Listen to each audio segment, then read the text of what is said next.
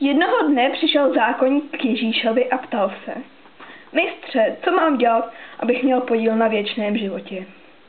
Ježíš mu odpověděl: Co je psáno v zákoně? Jak to tam čteš? On mu řekl: Miluj Hospodina Boha svého z celého svého srdce a celou svou duší, celou svou silou a celou svou myslí. A miluj svého bližního jako sám sebe. Ježíš mu řekl: Správně jsi odpověděl, to čiň a budeš živ. Zákonník se však chtěl ospravedlnit a proto Ježíšovi řekl: A kdo je můj bližní? Ježíš mu odpověděl: Jednou šel člověk z Jeruzaléma do Jericha a napadla ho banda lupičů. Nechala ho ležet na zemi polomrtvého a když šel okolo kněz, tak ho také nechal být. Poté šel okolo levita. Co to je? Fuj.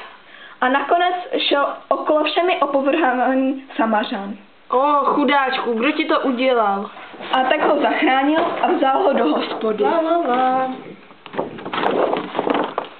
Tam řekl hostinskému: